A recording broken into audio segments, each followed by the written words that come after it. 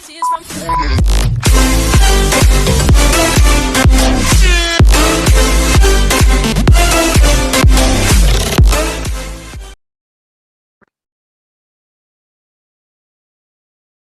Sobat Kicamania dimanapun berada, senang jumpa kembali di channel YouTube TFM Murai Batu.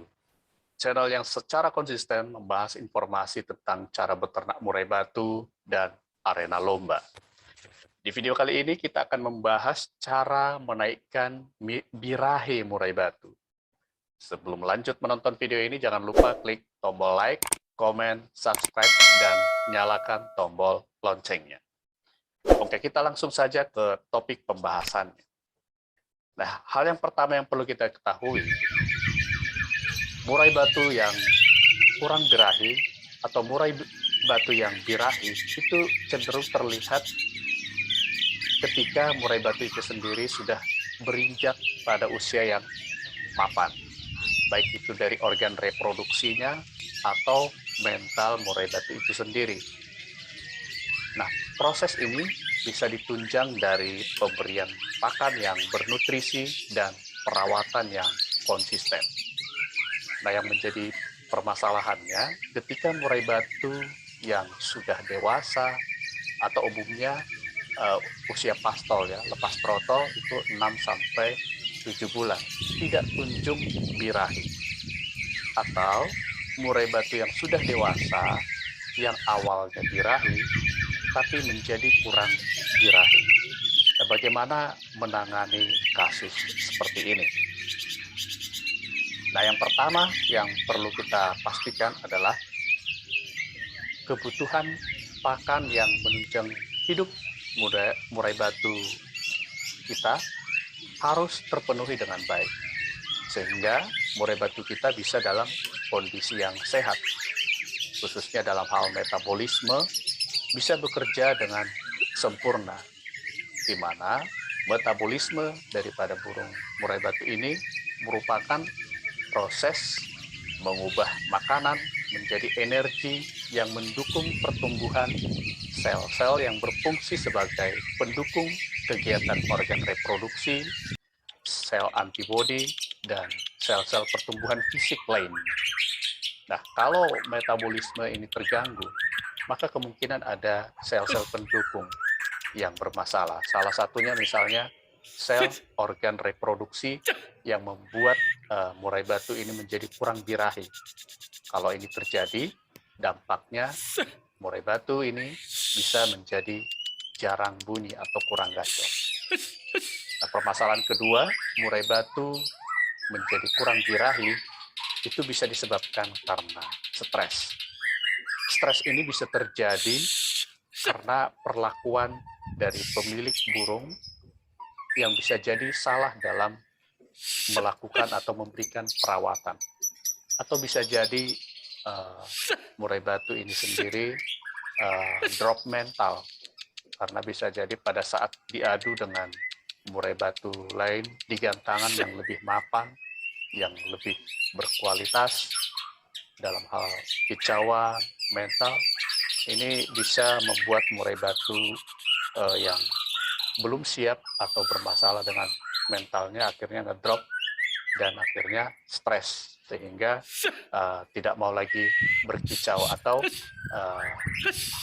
sisi birahinya tidak muncul atau tidak timbul.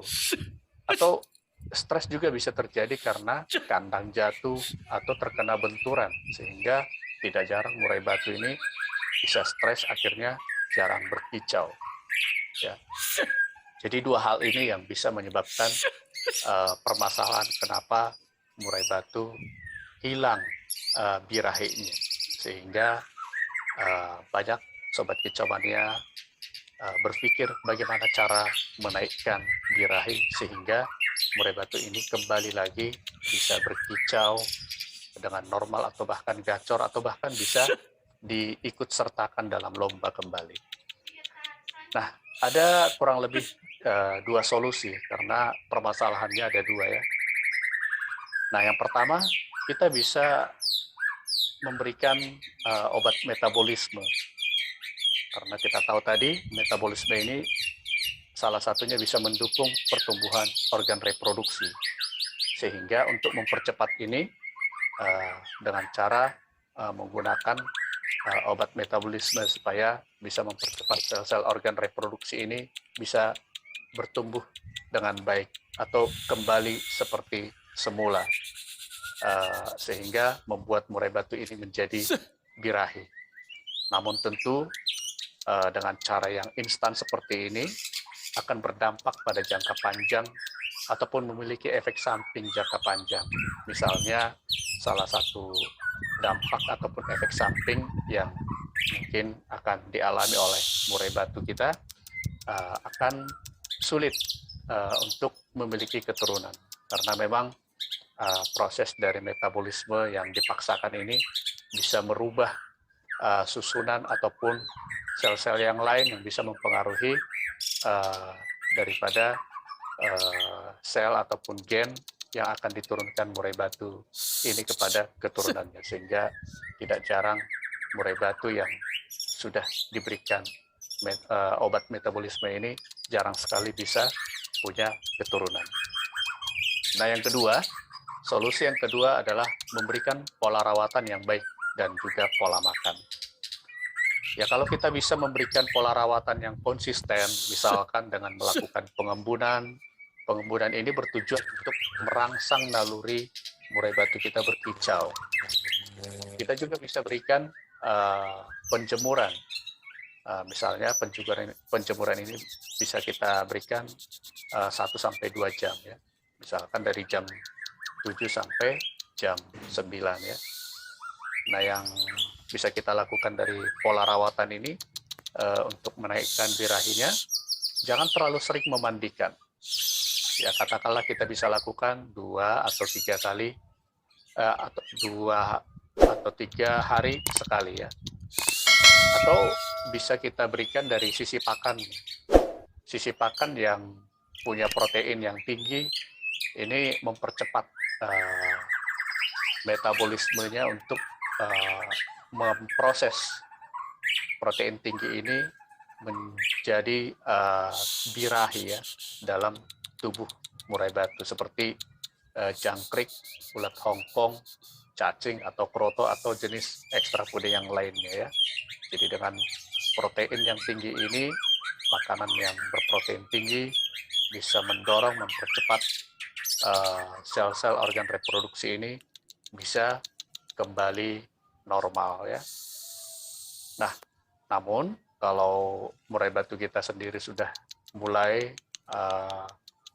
berdampak atau mengalami atau proses metabolisme ini atau organ reproduksi ini mulai normal lagi dan murai batu kita akan rajin bunyi, kemudian kita bisa setelah gacor seperti tadi, kita bisa mulai memberikan takaran yang pas atau kita kenal untuk mencari settingan yang cocok untuk menjaga supaya birahi dari murai batu ini bisa tetap stabil.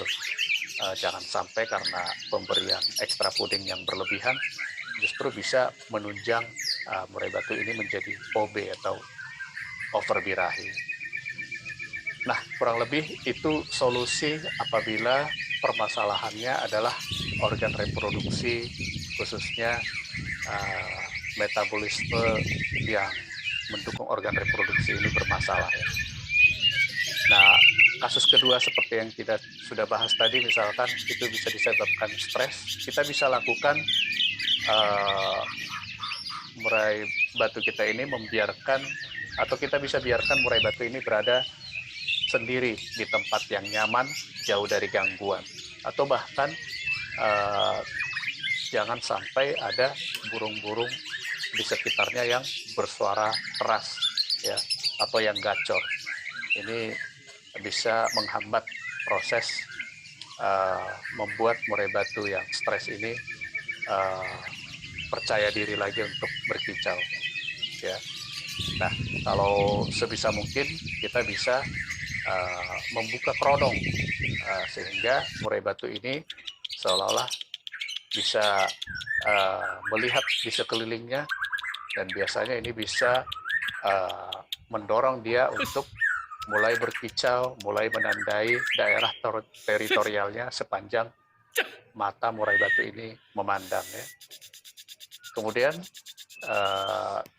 kita bisa memberikan rawatan harian secara konsisten tanpa harus memberikan settingan-settingan yang bisa jadi kita berikan pada saat burung itu normal ya, sebelum stres.